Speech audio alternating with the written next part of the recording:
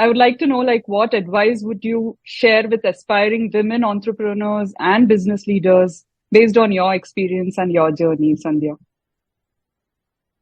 I would say if a woman wants to be an entrepreneur, she should live her dream. Go for it. And there are going to be several challenges anyway. It's going to come, and it's not going to be an easy, rosy walk through this journey. They could be gender challenges, they could be bureaucratic challenges, they could be industry challenges. But when we strive to live our dream, we are sure to see the light at the end of the tunnel. That's what I believe.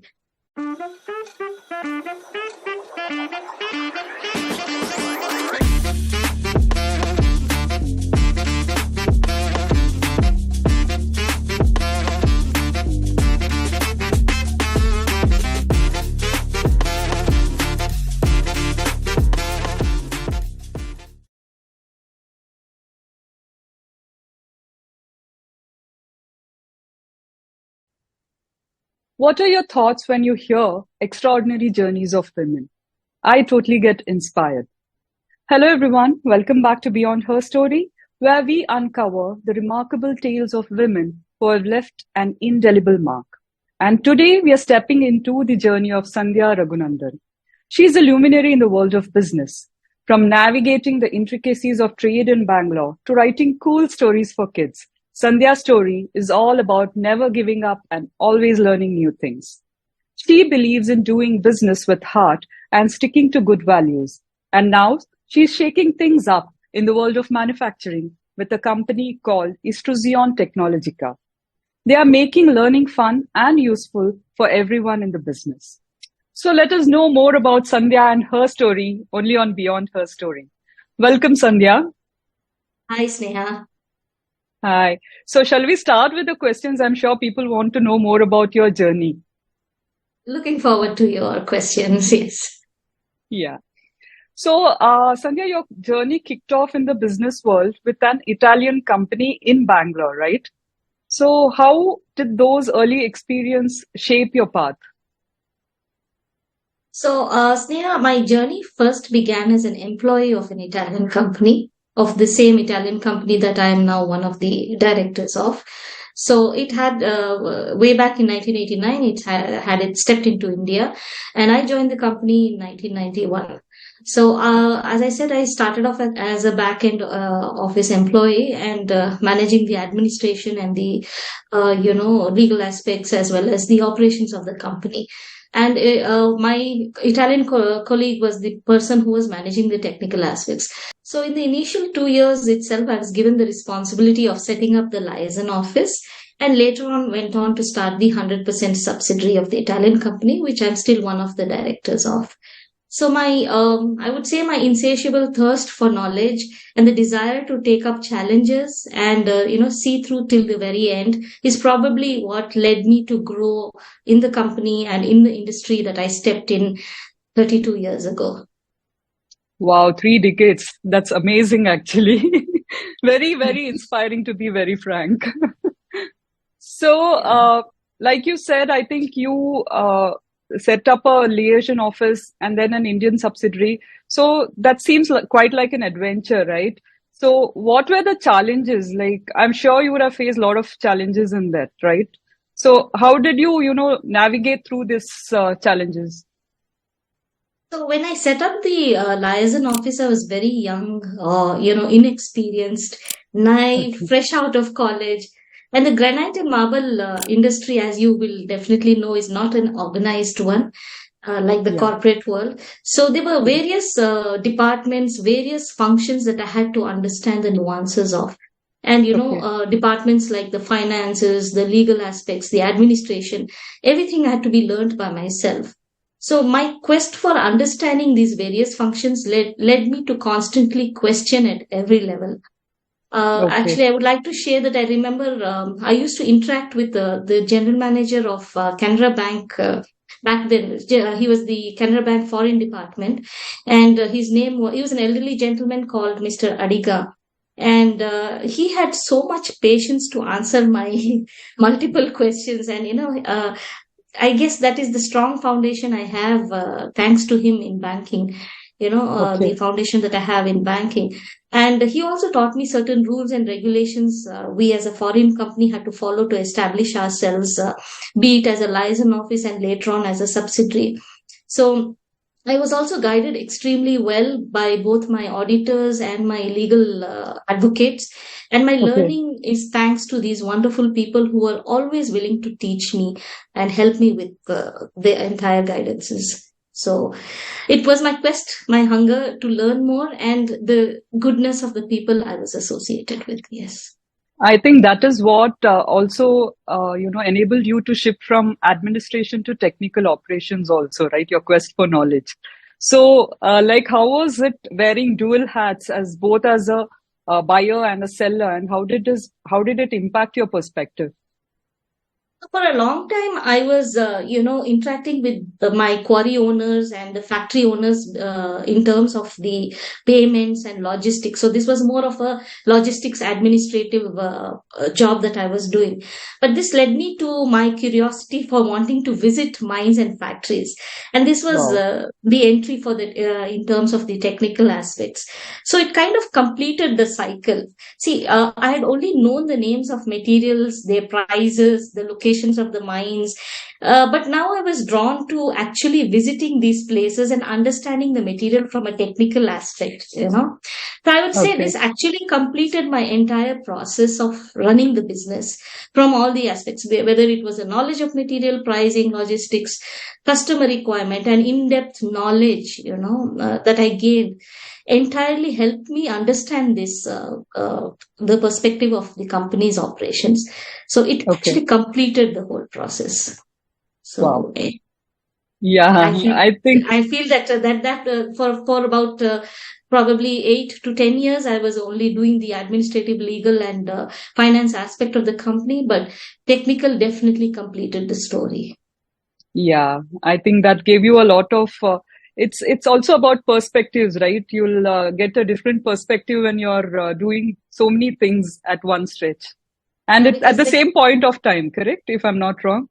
you know the names of materials, but you're curious to know where it comes and how does it. Okay, there's something known as, for example, Kuppam green. Now Kuppam is a place in Andhra, but like, Correct. what is it about that material further? What are those waves? What are these micas that people talk about that are there in the stone? So this True. learning happened only when I started getting exposed to the material. Wow. And simultaneously, when I was selling material from the company, Hmm. I knew the sources because we have a global representation.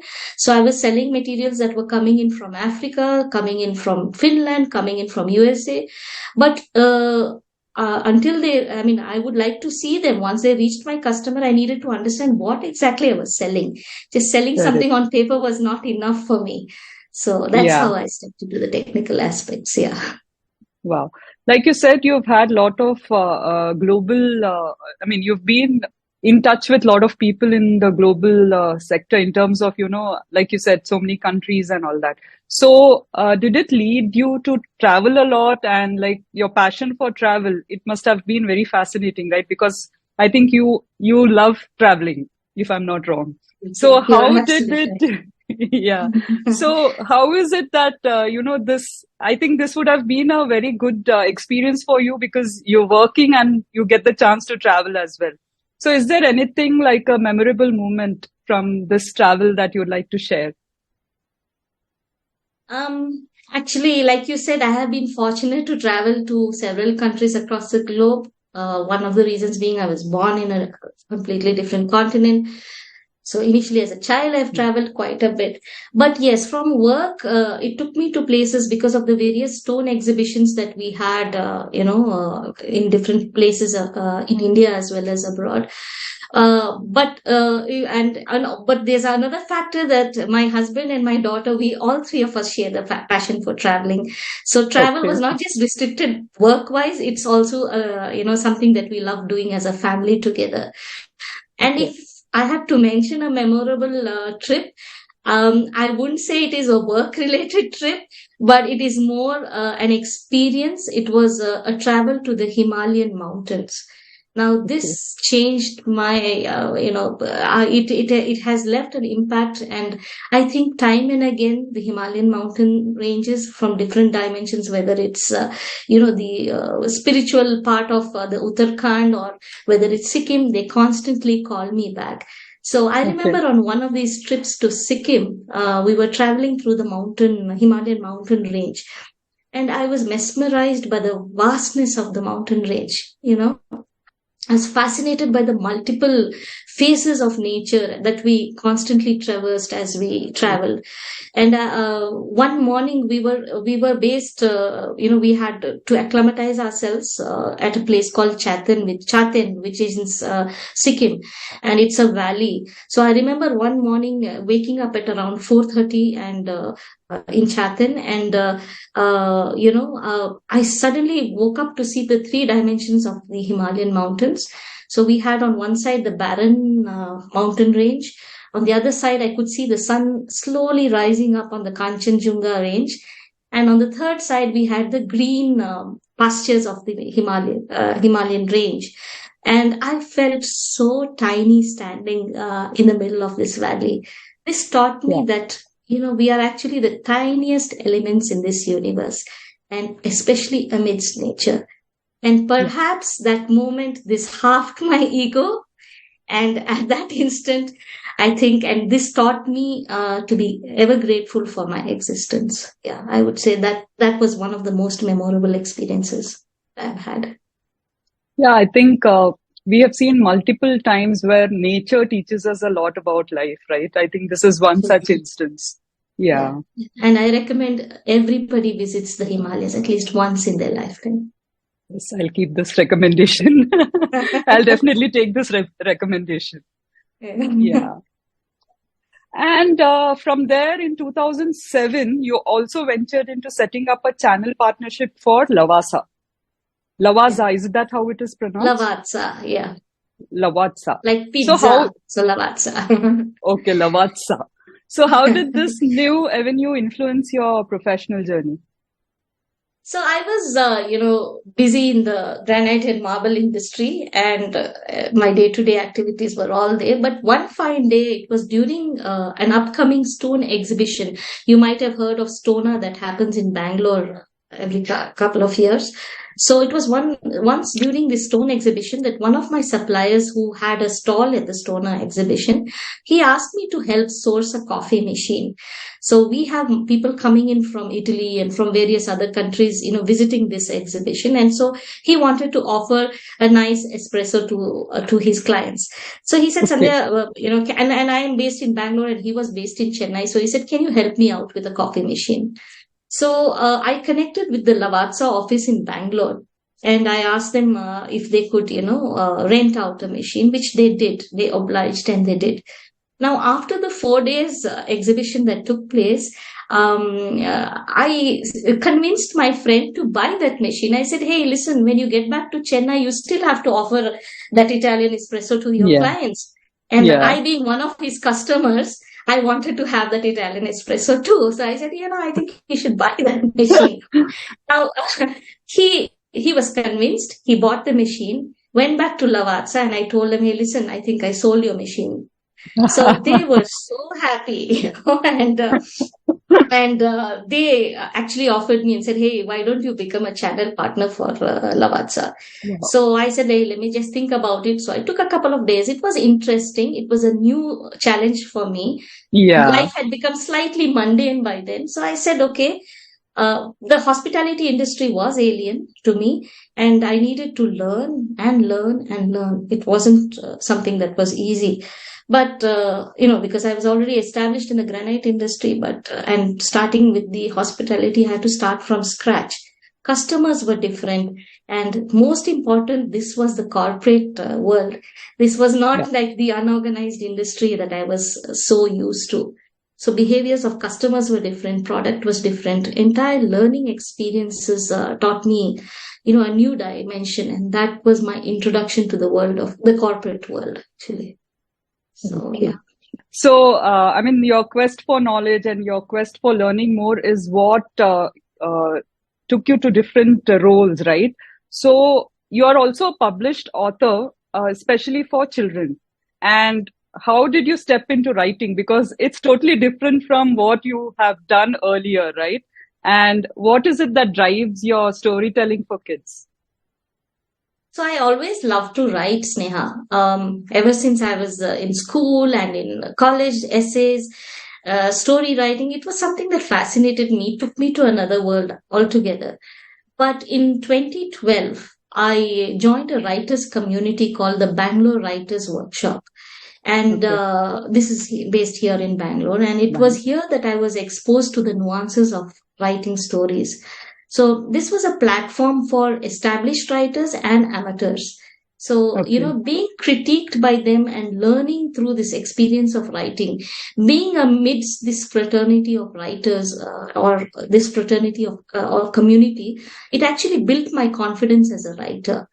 Now, post that, I also went on to do a creative writing course from the British Council, and I also have done a writer's course with a gentleman called Philip John, who's an established, he runs an established community that helps in for Writing. writers. Yeah. Okay. So, but the question, why children? Yeah. Well, simply because I believe I must retain a bit of a child in me to balance an otherwise serious world that we belong to. So Yeah. yeah, writing for children keeps me, childlike to some Yeah. point. True. But it's not easy, right? I mean, writing children's story is not easy because you have to actually, like you said, I think it brings out the child in you is one thing, but It retains the child in you. correct. Yeah. Yeah. So Yeah. Very otherwise, true. life is always about seriousness. So Yeah. this way it helps me balance my life. Awesome. I Uh, like the innocence that's there, yeah, with children, and I correct. like Correct. that part. I mean, that is what, that is the good thing about it. But, to share stories in a way that children like and understand, that's not easy, I think, which you have achieved, which is very commendable. Thank you. So your dedication to Indo-Italian trade is like, it's very commendable, to be very frank. So how is it that your association with this Indo-Italian Chamber of Commerce, how did it strengthen ties between the two nations? So basically, I have been, associated with Italians through the mining industry. I had already had 10 years of experience with Lavazza, which is also an Italian coffee company. So I had developed a keen interest in the bilateral trades between India and Italy. So Okay. this led me to become a long-term member, and I still am a long-term. It's been a long-term member that of Indo-Italian Chamber of Commerce. So that keeps me going and keeps me updated on what's going on between the two countries. And I've also had keen interest in holding cultural workshops. Okay. I've associated myself with film screenings of both countries, like Indian movies and Italian movies. I've done an event at Suchitra Film Society. So Okay. I've also participated in several, Italian cultural and trade exchange programs. And Okay. recently, I conceptualized, created, and executed a program for my club, Rotary Club. So it was called I named it La Dolce Vita, which means the sweet life in Italian. Okay. So this was a fundraiser for my club, my Rotary Club. And I brought together the wines of Italy, food pairing, and dance and classical music from Italy. Wow. This was a fundraiser program for, as I said, for the Rotary Club, Rotary. and it was well, appreciated by the consulate of Italian consulate of Bangalore, which is based in Bangalore, and also by my fellow Rotarians. So the money that I generated from this event was contributed for a Rotary project that's called Girls on Wheels, and this Okay. is a project that it helps to empower the rural girls to enable them to go to schools on cycles. Wow. So Yeah. so constantly doing these kind of programs and creating workshops has definitely led to me being recognized by the Italian consulate in Bangalore, which is recently opened, and otherwise with the Indo-Italian Chamber of Commerce. And definitely, on the other side, being a service related organization like Rotary, it has brought me the recognition from there too. So what is this relationship with Italy that you have? Because I think whatever you take up, you have some connection there, right? Yes, Sneha, because the point is that I was 20 when I joined the company the granite company that I still am associated with. So my foundation, I was very young. I spent, 8 hours a day with the Italian community, the people who are here as part of the company. We hardly used to take holidays back then. So it was like almost 365 days, 8 hours a day. Yeah. So there's somewhere down the grooming, somewhere down that, young part of my life was spent with these people, my association and my appreciation for them. They're a wonderful nation. They're a wonderful set of people, and their influences definitely have helped making me a better person. Yes. Yeah. Yeah, it's an actually amazing journey that you've had. And like it's kind of a coincidence that whatever you're doing, you're getting associated also with this, right? So it's Yeah. really nice. Yeah. And I think one of the main things that has been a core aspect of your career is ethics, right? So you speak a lot about how values play a role. So how do the values from your upbringing play a role in your ethical approach towards business? So yeah, I mean, I've had a foundation of during my upbringing. Like my parents had left India and they had established themselves in Zambia. And my father was a founder of he was basically the person who was instrumental in establishing the adult education in Zambia, in Ndola, where we stayed. So, with that, there was a lot of community service that was happening and watching my parents. These values were slowly being imbibed into my day-to-day lifestyle. Yeah. So over time, it became an integral part of my personality. And over time, I believe that applying these values in my workplace was what was working for me, basically. Yeah. So when you are in harmony with your working environment, you enjoy each day at work. You look forward to the next day. So this harmony translates into a dedication. And this dedication leads to conducting business ethically and with integrity. So this is what I believe has worked for me. And I believe it is a strong support system in making yourself successful in what you do. Yeah. Yeah. Yeah, I totally agree with that actually. So, from all this work, we'll go into a bit of play, though I don't know, like, I know that people who play golf are very serious about it, though I have not played it ever. But, golf has been a significant part of your life, right? So how Absolutely. has your experience as an avid golfer influenced your leadership style and mindset in business? So beyond my professional life, golf has been something that has shaped me as a person. I believe that golf has a great impact on a leadership style.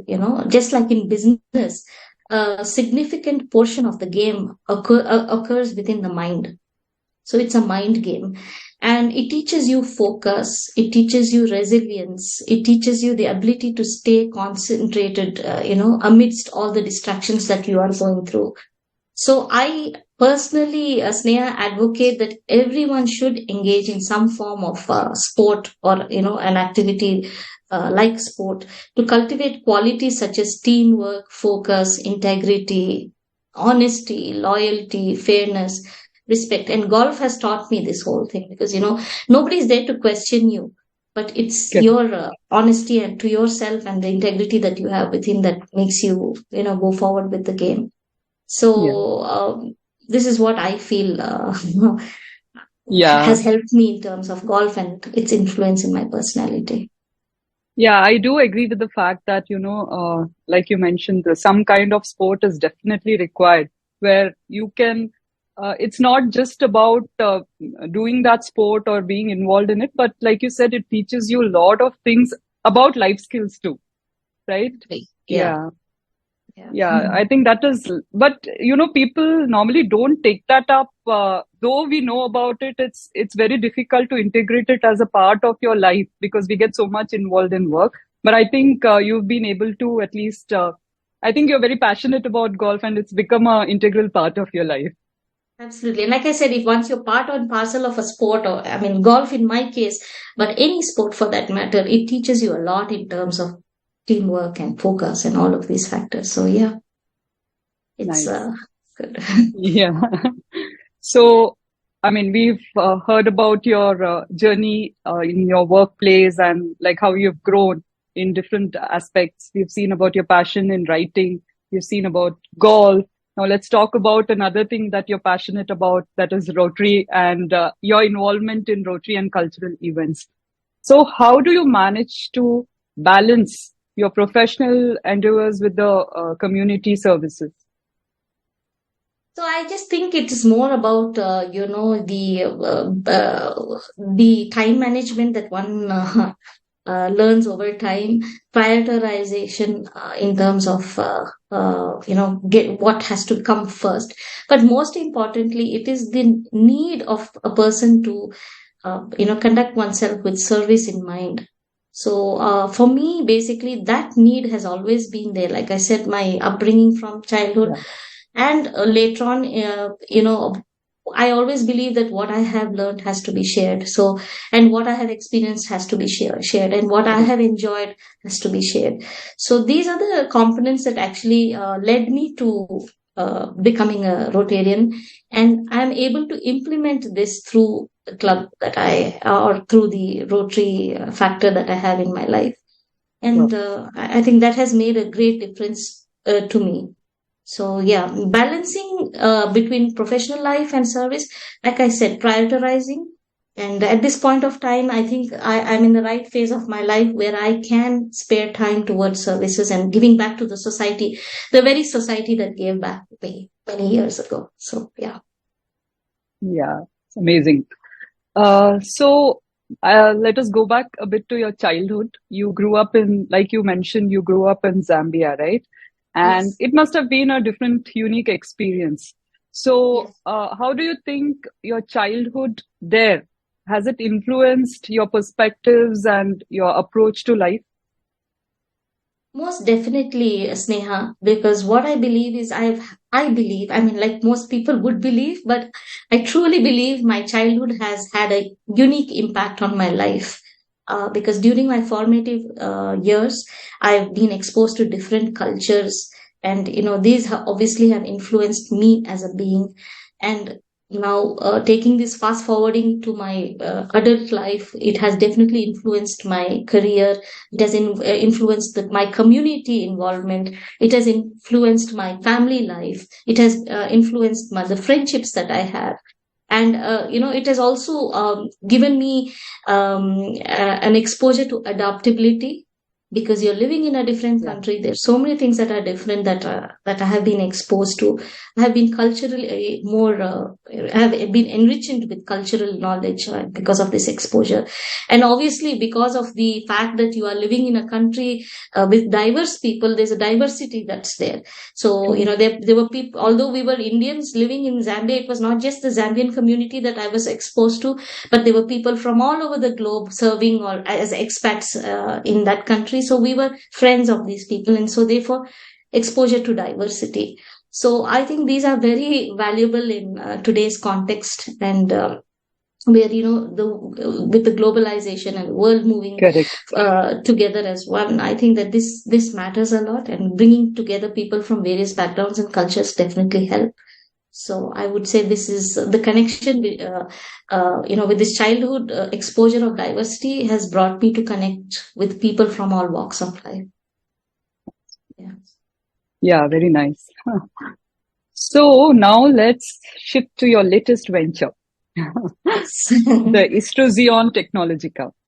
So, Yes. what is it that inspired you to be a founder, co-founder here, and what is that unique approach that you are bringing to training in the manufacturing sector? Okay, so I would like to bring in a third connect with Italy, with the very name Istruzione Technologica. Istruzione in Italian means learning and education. So the Okay. very name that's coined is an Italian phrase, and Technologica is nothing but technology. So to Yeah. answer your question, probably the exposure to being driven by the social services I have rendered through various projects and events. It has I've been part of an opportunity that has been given to me because of this, and so I've been able to think on those terms. Yeah.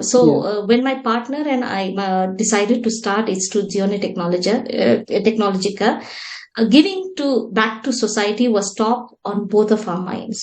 So, Okay. keeping in mind that my partner Vinod Sridharan is also a fellow Rotarian, this was on topmost of our minds. And while I had spent 3 decades in the space of business, my partner is an HR and training maestro. So Okay. he has 3 decades of experience too. So as I said, we met as Rotarians. We decided to start this venture with the idea of imparting our knowledge and experiences through our training programs. And we have a team of trainers and content creators who design, customize the programs for the manufacturing industries. And the manufacturing industry is our main focus as clients. Okay. The second aspect is my passion towards operation or running of a business. And, I enjoy running the Yeah. day-to-day operational finances, administrative issues. And this desire to be an entrepreneur is once again, and with a new idea, a new dream, it was one of the reasons for venturing into the space of training. Third inspiration is the passion to develop talent within the manufacturing industry. Now, this industry looks as career progression as one of the factors for retention of employees. So this was one of the reasons why we both thought of, getting into this space. Okay. Yeah. So, what are the key guiding principles which is at the heart of Istruzione Technologica's training approach? Like, how do they address talent issues? Like you mentioned that it addresses the talent issues in the manufacturing sector, right? So, if you can explain a bit more about it. So, our understanding of the manufacturing industries is that they lack the vision of skill development and human behavioral development. So, Istruzione Technologica, as I call it, IZT, is forefronting this concept of innovation, creating enthusiasm, and which leads automatically to transformation. So if you look at the IZT of the company, it stands for nothing but innovation, zeal, and transformation. So the Wow. zeal is the enthusiasm, and that leads to the transformation. So innovation, zeal, and transformation. It's our Wow. main Yeah, motto. that's really nice. I didn't know and I didn't even think about it in those terms, but I think it's very innovative. Yeah. Yeah. So, at the end, that's the goal that we reach through this, progress or this Yeah. process. Yeah. So that is your future plan. Like, do you have anything else? How do you see it shaping in the future? Like you and your co-founder, Vinod Yeah. Sridharan. Yeah, so Vinod, who is also the co-founder and partner, and I, we aim to continuously start emphasizing on competency development of employees. So that's Okay. the most important thing. So this impacts not only career development of employees, but also builds up, capability matrix of the industry. So it's a win-win in this circumstance. So that's what we look at. Yeah. Okay. Yeah. So, now I think we've got a gist of your 30 years of experience, 30 plus actually. And it's fascinating to say the least. It's not only just in one sector, but it's in different zones. What I call like creative as a part of the company, as a founder, and I also know that the granite industry that you worked in, where you're still a part of, it's mainly male dominated, if I understand it right. Yes. So, how has your experience been? So I would say there were many. I mean, I wouldn't say it was smooth sailing throughout. There were many challenges. When it came to the administrative or operations aspect of the company, there wasn't much of a challenge. But when I actually stepped into the technical aspects of it, there were multiple challenges getting into the man's world. So definitely there are gender challenges there. Yeah. But how I maneuvered over it, I would say, is being resilient, being not giving up, perseverance, and probably my quest for knowledge, which led me to consistently be there and keep going. And yeah, it is a male-dominated world, but men are good people too. So, you know, Yeah. uh, it's the way you balance yourself amidst them. Yes, they are going to be, but like if you consider these your gender as a challenge, well, there are multiple other challenges too. So this is one more of them. So if we Yeah. can maneuver ourselves through these multiple, you know, uh, blocks that we have through the journey, I think it's possible for a woman to be in any space or any industry. It is just Yeah. the way and the passion that we want to live our dream. Yeah. Yeah. I think that's very well articulated, Sandhya. I don't think anybody could have said it better. Uh, because even we believe, like though we call ourselves Wonder Woman Minister, there's a reason for us to have this where we want to empower women by sharing journeys of extraordinary women such as you. Because we are sure that people get kind of inspired when they hear these stories and also get that zeal, to do okay. Maybe even we can do a lot of things like this once they hear the journey. So yeah, but I can also add, Sneha, that honestly, I never considered myself a woman or a lady during this journey. I just yeah, did what I wanted to do, what I love to do. correct. I fell in love with the industry that I was working, never conscious of the fact of that my gender is different from XYZ. It was just the fact that I was passionate and I wanted to achieve what I wanted to. So that is what Yeah. probably took me thus far. No, and I absolutely agree with the point that you said, like uh, from our previous podcast also, the Sushma Balakrishna, she also mentioned that, knowledge, if you're equipped with the right knowledge, I think gender does not matter. So Matter, I think the absolutely. experiences that we have actually gives rise to these kind of things. And I think that is what we need to do, be more positive about these things and take it in a positive way rather than, trying to bring down the other gender in both sides, Finding on an both sides. excuse. Yeah, it could Yeah, also be finding an excuse. So rather face that challenge and move yeah, ahead. Yeah. correct.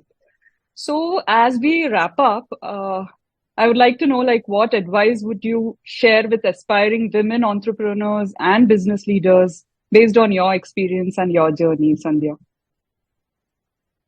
I would say if a woman wants to be an entrepreneur, she should live her dream. Go for it. And there are going to be several challenges anyway. It's going to come, and it's not going to be an easy, rosy walk through this journey.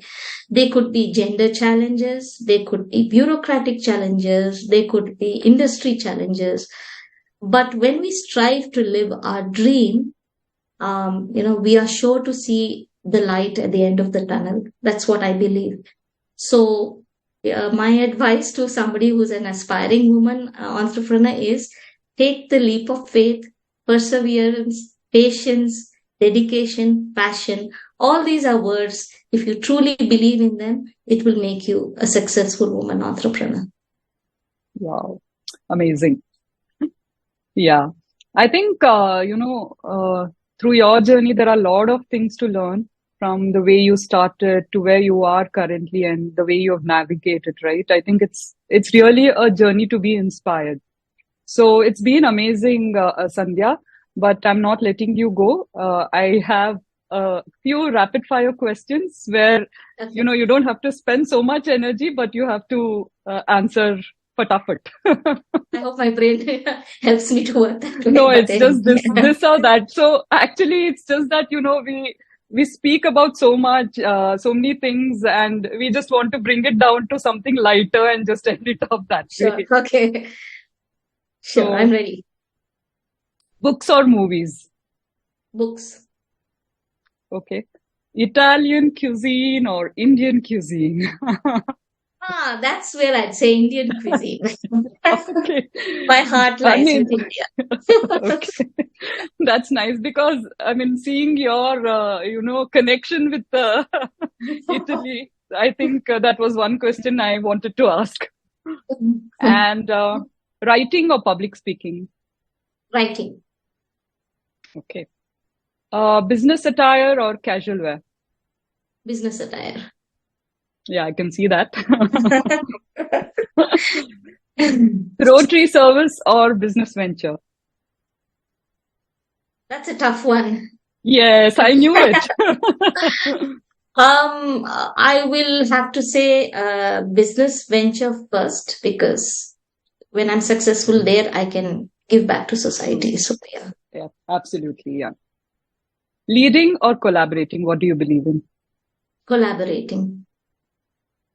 Phone call or text message? What do you prefer? Text message. I don't want to invade somebody's privacy just like that. So yeah, texting first before calling. Okay. Yeah, even I do the same actually. Though there are people who feel, you have to just pick up and call, but then you never know like what they What are they are doing. in. Yeah. Yeah, Yeah. it's True. a busy world. Correct. Digital calendar or physical planner? Physical planner. I love writing. Nice. Yeah. Spontaneity or planning ahead? Planning ahead. Okay. Organized. You're more organized, I think. Yeah. Okay. That was it. It was pretty easy, right? Yeah, pretty much. Yes.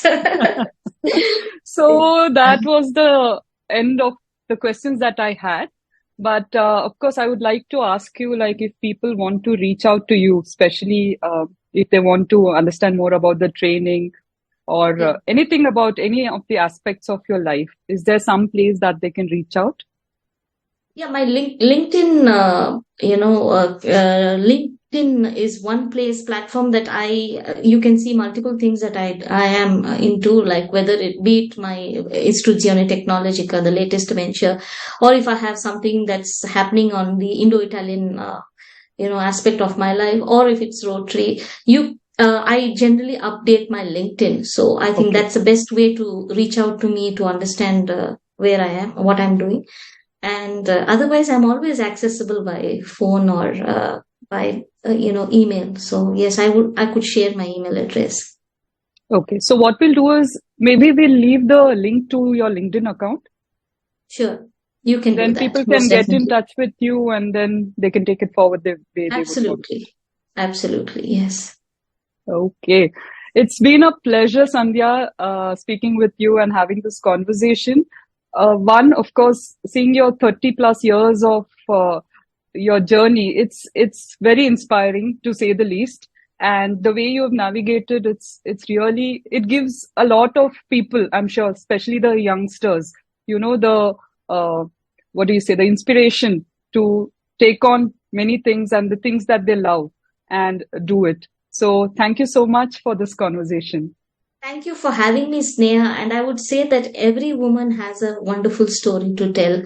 So, I get inspired every day by the women I meet, and their just the way they lead their lives. So, I would say, that is equally inspiring. Everybody has a story, and each one's story is very inspiring. So, Yeah, that is thank you so much. exactly, yeah, that is exactly what Wonder Woman Wednesday is all about also. So So, thank you so much like, for giving me this opportunity to share my story. As I enjoy. I mean, I've been listening to some of your podcasts of the other women featured, and everyone's story is so lovely. So thank you yeah, for giving me this opportunity. yeah, like I always say, with each story and each conversation, I have a lot of takeaways. And this has been one such conversation. So thank you so much. Thank you, Sneha. Thank you. I hope you have enjoyed this conversation with Sandhya Raghunandan as much as we did. Stay tuned for more empowering stories on Beyond Her Story. Like, share, and subscribe for more such journeys. Until next time, stay inspired and keep breaking barriers.